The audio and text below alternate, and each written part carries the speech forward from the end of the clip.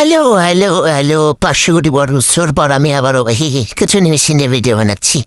না actually কুচুনি machine নিয়ে video বানাচ্ছি নিয়ে আমি একটা 50 টাকার লেস কিনছিলাম। তারপরে আমার কেন যেন মনে যেতে আমি বসছি নিজেই লেস বানাবো। তাই লেস বানাতে চলে এসি।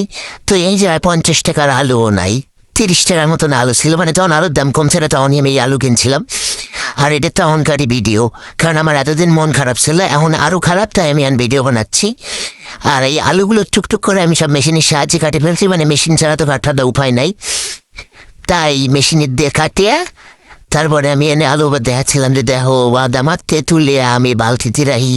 হ্যাঁ ভাই, বা ধামা তুমি দেওয়ার তো দরকার নাই, ভিডিও দেখো ধামা কিরম নোংরা পরিষ্কার না, বালতি নোংরা পরিষ্কার না, এত কিছু তো দেওয়ার দরকার নাই। দেখো তারপরে আমি আরো এক গামলা কাটি ফেলছি, মানে এক ধামা, মানে আমরা কি লেভেলের খাতি যেটা লেভেল ভাবো। তো এনে গামলায় যত আলু ছিল সাবি করে ফেলছি। তো আমি ভাবছি কি যে একটু কাঁচা আলুতে পাঁপড় বানাবো, মানে চিপস বানাবো। তারপরে নিজের মুখখানে একটু দেখালাম, তো দেখো আমার মুখখানে আসলে কালা আরো বেশি বেশি কালা দেখা যায়।